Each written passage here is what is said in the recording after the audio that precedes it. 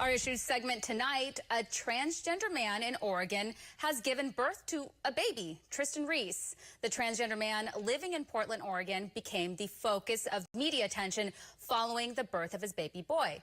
But one media outlet came under fire for referring to the baby as a boy because, according to social justice warriors activists, how do they know if the baby identifies as a boy? Watch. Tristan is done with this. I think you could see this is showed the bare belly so we can just see that. And nice. Oh my God. It's huge. It's huge. Both dad and baby are doing well after this transgender man gave birth to a little boy.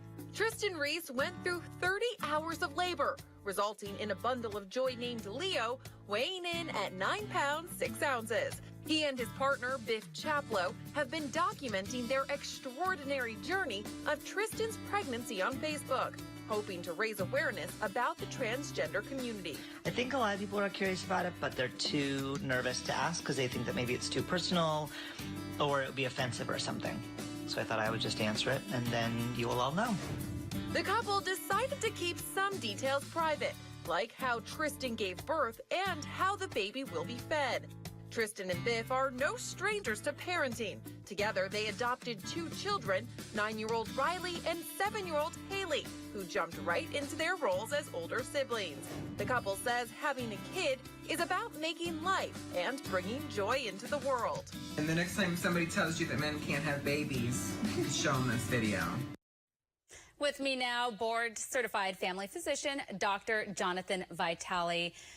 Dr. Vitale, I think a lot of people saw this in the headlines and they were wondering what, how, and, what's going on? Explain. Yeah. Well, first of all, thanks for having me, Stephanie. I think it's important here to realize that, yes, Tristan is a transgendered man, but he's biologically a woman. Right. So this is a person who was born a woman with all, women's anatomy, went through life, and then about 10 years ago started undergoing hormone therapy to transition to a man. And then once he decided that he wanted to undergo a pregnancy, he stopped the hormone therapy, which was mostly testosterone, and then was able to carry out an essentially normal pregnancy under close medical supervision. So he was able to have a healthy baby boy because this was essentially a woman having a normal pregnancy, which is important to point out. But I think the bigger message here is that sex is not a societal construct. Right.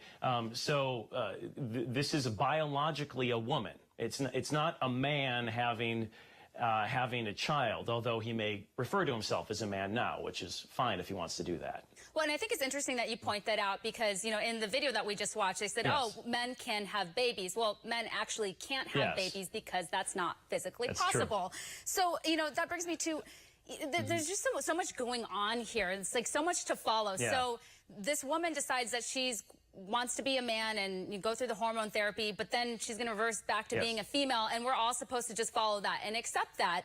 So do you take any issue with that? It is confusing, I think, for a lot of Americans because we know that transgenders are, less than 1% of the population. We hear a lot about it, yes, but I still think that there's a lot of mystery there. Yeah, there is a lot of mystery. There's about 1.5, maybe even more than that, 1.5 million Americans who identify as being transgendered. Look, and that's fine. I think that people should be able to say that they're any gender that they want to say they are. The issue comes when they get some sort of unfair advantage for that, or if they expect other folks to pay for it, to pay for any gender reassignment surgeries that they may have, or expensive hormone treatments. But look, for instance, with these parents are great parents. If anybody sees an interview with these two, they're great parents. And the American Academy of Pediatrics is very firm in saying that what matters for a child to grow up and flourish is essentially that they come from a household that is loving, that's caring, that's nurturing, that's stable, that's supportive. What doesn't matter is what the gender of your parents are. And these children really have no increased chance than in the general population of becoming either transgendered or gay or lesbian. So essentially, what happens here, though, is I think that the bigger issue here is who pays for this gender reassignment surgery and for the associated treatments. But if the taxpayers don't have to pay for that, then I think it's fine if somebody wants to call themselves a different gender. Well, and in this situation, obviously, Tristan Reese, he didn't have, or she didn't have the surgery. So, but the hormone therapy, is that dangerous? I know that they had medical supervision, but could there be consequences for a baby? Or could they have issues because of a person being on this hormone therapy? Yeah, well, it's very unlikely. Now, keep in mind, this baby's a very healthy baby boy, and during the pregnancy, the mother did, during an initial pregnancy, she did have a miscarriage, right? So that may have been a side effect of the testosterone therapy, but, you know, it's difficult to say if this testosterone therapy before in the mother's life is going to impact this child negatively. Probably not.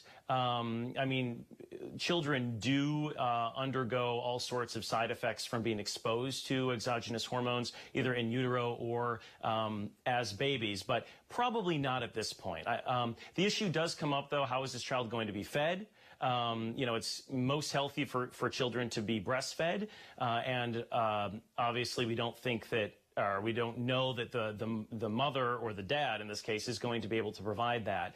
So I think that's kind of what the bigger issue is right now, not so much if the child will be negatively impacted by their own biology. Yeah, and I think that there's still a lot of question that people have is whether growing up as a child in a transgender family, like how that would impact you in the future.